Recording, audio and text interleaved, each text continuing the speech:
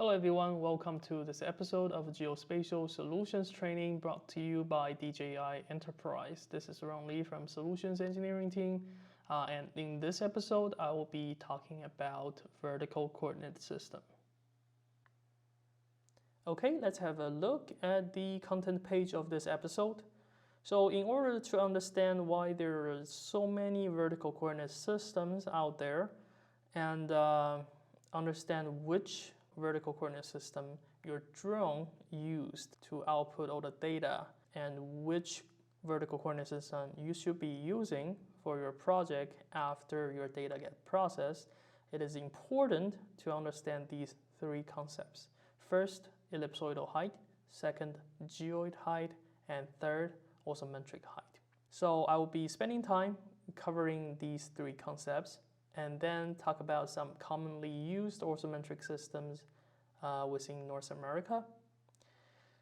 Next, I will cover reference levels. When you want to perform any drone task autonomously, you will need to know the reference level used to assign drone to certain height. And next, I will be covering some frequently asked questions regarding to elevation. Okay, let's get started with ellipsoidal height. So what is ellipsoidal height? In the previous episode of horizontal coordinate system, I have covered that the Earth can actually be interpreted based on a shape of ellipsoid. And ellipsoidal height is basically the height measurement from your target to the surface of ellipsoid.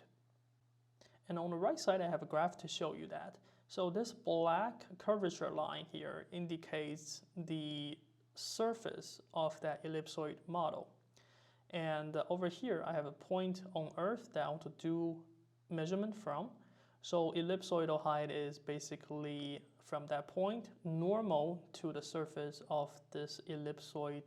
Since the ellipsoid shape serves as a reference model, ellipsoidal height is commonly used in global height measurements. DJI Enterprise products, including drones and cameras, natively use the ellipsoidal height for all the media geotagging. So that is ellipsoidal height. Next, I have geoid height. So the geoid height is simply the height difference from the geoid surface to the ellipsoid surface. So on the right side, I have a graph to show you that as well. For example, I have the height difference from my ellipsoid surface to this red curvature line, which indicates my geoid surface. So the difference over here, that's going to be my geoid height. The major difference between geoid height and ellipsoidal height is that the geoid height takes into account the irregularities in Earth's gravitational fields, which they are caused by uneven mass distribution on the surface of the Earth.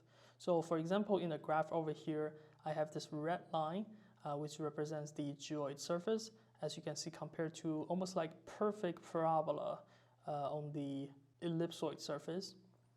The surface is uneven. And the next one is orthometric height. In fact, we couldn't understand orthometric height without knowing ellipsoidal height and geoid height first. And it's most important one among all three because this is the elevation people commonly referring to. It is also commonly referred as the elevation above the mean sea level. And when you heard people talking about elevation this, elevation that in construction projects or engineering project, very likely this is the elevation they are referring to.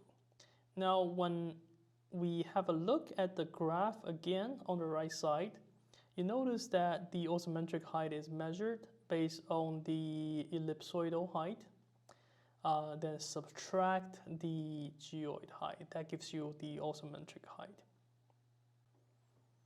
Now I do want to go back a little bit and talk about geoid model again, because when we have a look at the geoid model, it is going to be a reference to define your geoid height And why is geoid height important? Because you will need to have that, or go back to the previous slide, to convert your ellipsoidal height to orthometric height.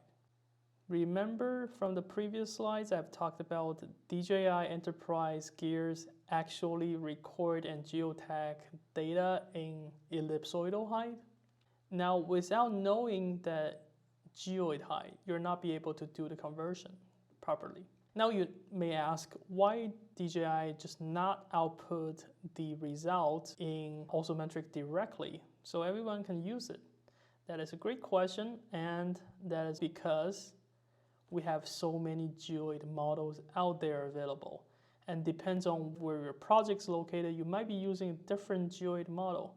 So in order to get your results in a specific orthometric that you probably need to convert again, we output all the results in ellipsoidal height, so you can do the conversion afterwards based on the geoid model you prefer to use. And that is getting to the theme of this episode, is vertical coordinate systems. When you're outputting results into a different vertical coordinate system, you're talking about converting your results from ellipsoidal to different orthometric. For example, in United States, people tend to use this coordinate system. It's called NAVD88, that uses a specific geoid model. They have a model updated in 2018, so they have a geoid model called Geoid 18.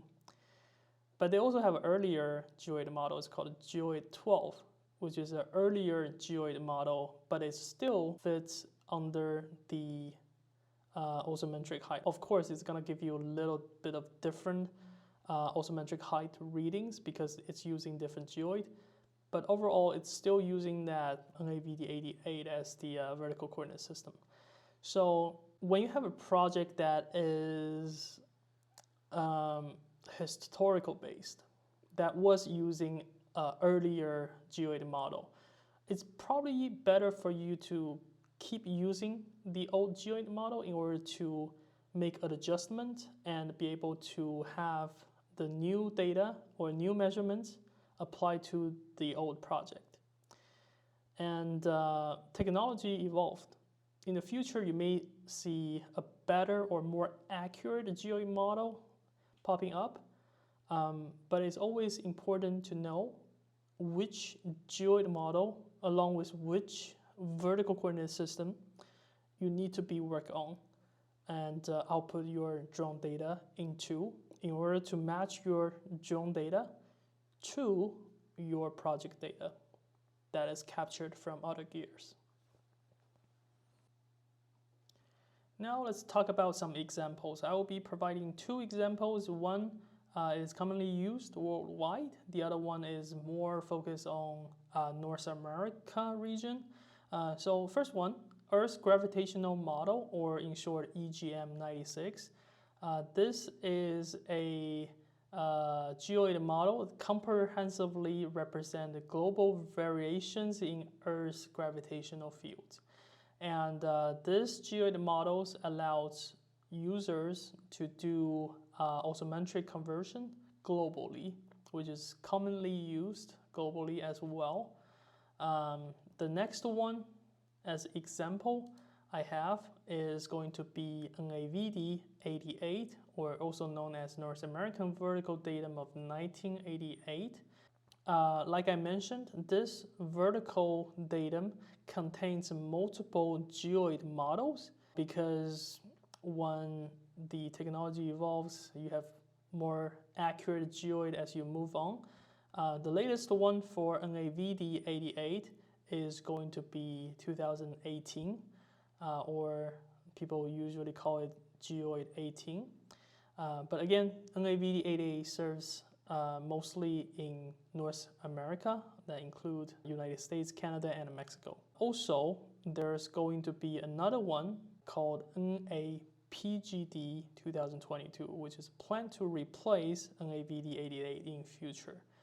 But since most of the current projects are still in NAVD88, it's not going to disappear anytime soon.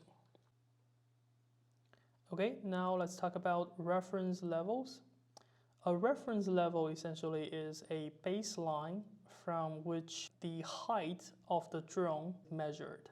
Now, the most common reference level used is mean sea level. That's why you see the first option we have is above sea level, ASL. But we also have AGL, ALT. I will be talking about these one at a time.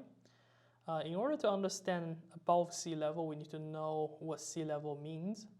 So let's talk about mean sea level. Mean sea level, MSL, which is an average of the ocean surface levels measured at multiple points and over an extended period. So compared to osmometric height, like we covered, which is point by point measurement on a specific location from the geoid, the MSL actually provides a broad average of the sea level over time and space. So ASL, or above sea level, is essentially using the MSL as the baseline to measure the drone height. Within DJI software, we do provide ASL options within the setting, and that ASL is based on the EGM96 geoid we were talking about earlier. And the next is AGL, or above ground level. This is pretty straightforward. Above ground level is basically the altitude measured from the ground surface to the drone. So if you have a building, for example, as shown in the graph here, the above ground level on top of that building will be that distance over there. Next we have is ALT, or above takeoff point level. It's basically where you take off the drone, and the drone would use that elevation on the takeoff point as the baseline to ascend altitude based on that baseline. So let's say in this case, my takeoff point is actually above my building slightly. So when I fly toward the building and land on the building, my height is actually a negative number because I'm landing at somewhere that is lower than my baseline, which in this case, my takeoff point. At the end of this episode, I like to talk about some frequently asked questions.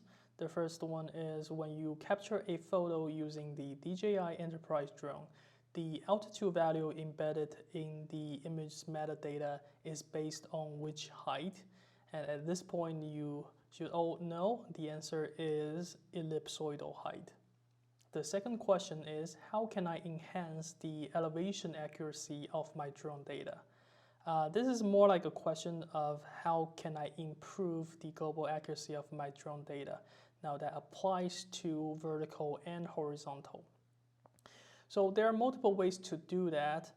To improve the absolute accuracy of your drone data, you can consider using RTK, real-time kinematic, when operating the drone, collecting all the data.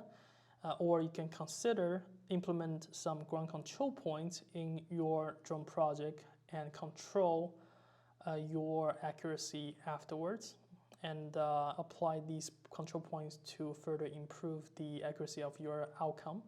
Or you can post-process kinematic or PPK the data captured from the drone and output a result that is better in terms of global accuracy. The last question I have is, I spotted a significant elevation error in my drone project when compared with checkpoints. What could be causing this issue, and how should I troubleshoot this? Start by checking if the elevation error among all checkpoints is consistent or not. So let's say if you have 5 checkpoints, you spotted error among all these 5 checkpoints are the same. This means very likely it's either your drone data or checkpoint are not defined properly. This means your drone data, for example, could be in ellipsoidal height still, while the checkpoints are in isometric height. Another reason actually could cause this to happen is a unit.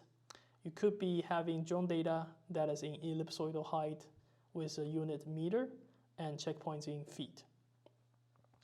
However, when the arrow is inconsistent, I would say also check the horizontal arrow and to see if the horizontal arrow is inconsistent. If the horizontal arrow is inconsistent, that means your reference source used to correct the drone data, this applies to RTK or PPK, is unreliable or inaccurate, or the checkpoints were captured inaccurately.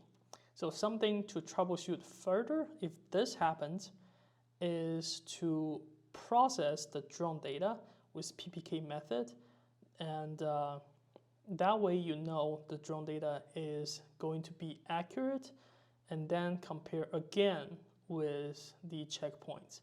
If you're still seeing that inconsistent arrow popping up, that means your checkpoints were measured inaccurately. However, if the arrow no longer exists, that means your drone data previously captured was unreliable. So when that happens, maybe consider change the reference source. All right, so that is everything about this episode on the vertical coordinate system, and I will see you in the next one.